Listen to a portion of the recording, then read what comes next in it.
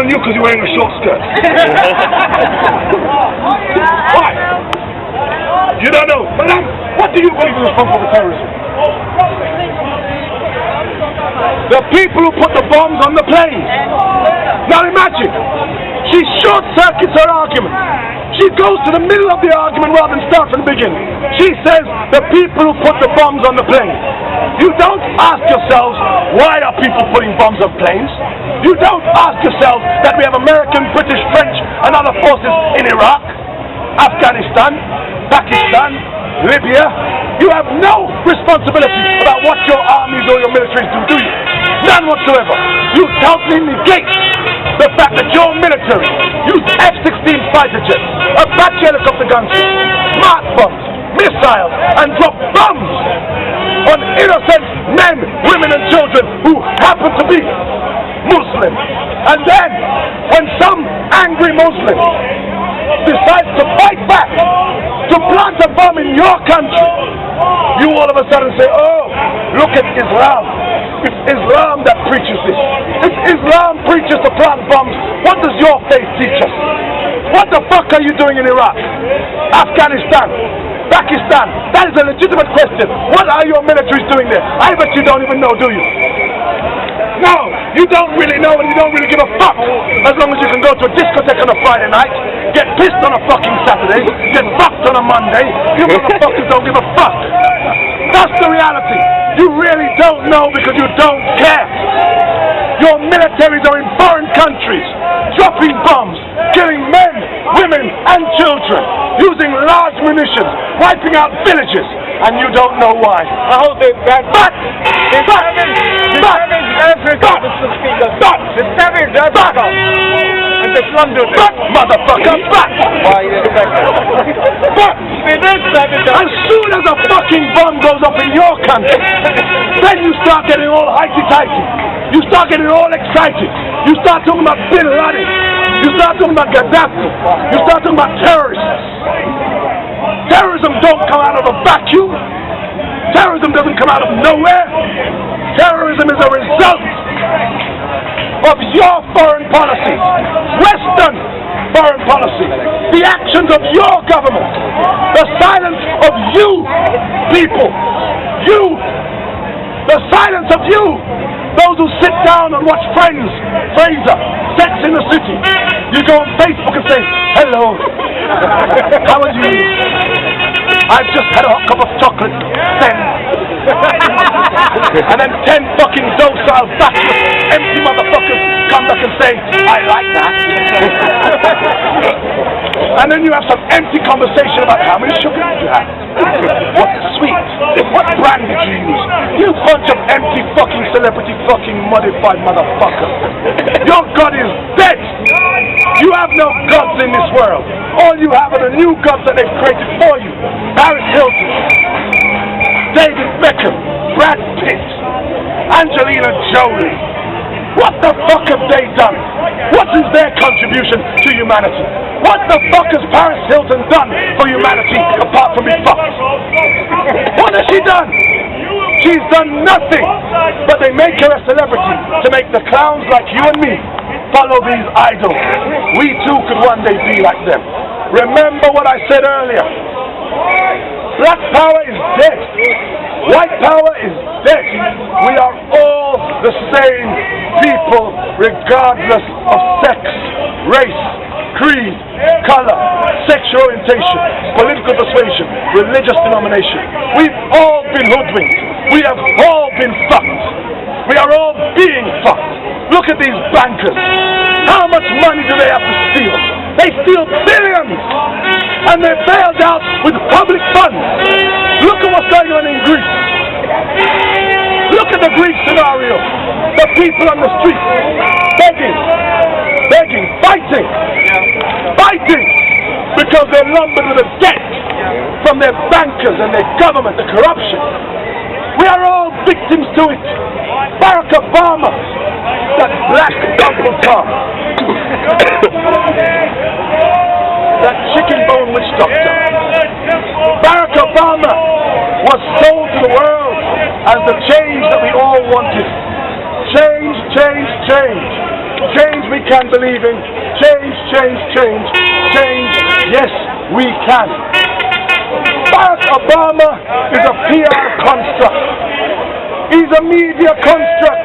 They have made Barack Obama. When they were creating Barack Obama, he's a Frankenstein monster. Barack Obama is a PR fucking accident. They were trying to concoct something that the voters would vote for. So they saw Barack Obama because at a time when America was on its knees, America had no credibility around the world because of the wars in Iraq, Afghanistan, and because of Hurricane Katrina. America had lost its credibility, so they needed something radical, something new, something to re-galvanize the energies of America. So they said it would be a first, the first female or the first black president. And then we had Dr. Frankenstein in the laboratory thinking, what can we do? How can we create something that people will vote for?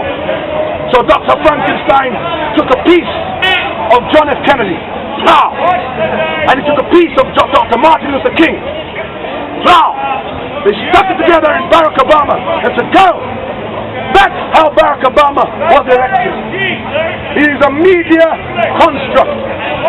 Barack Obama promised the world to close Guantanamo Bay, withdraw troops from Iraq, sedate the war in Afghanistan, find peace between Israel and Palestine. Barack Obama has reneged on every single promise. Guantanamo Bay is still open. 50,000 combat troops are still in Iraq, even though the media tells you they've left the country. The war in Pakistan has increased. So in Afghanistan, there are more troops under Barack Obama than under Bush. The war is now in Pakistan. We have all been hoodwinked. Where is our responsibility? Madam, may I ask you, I go back. What are Western forces doing in Iraq and Afghanistan? What do they hope to achieve? Sorry?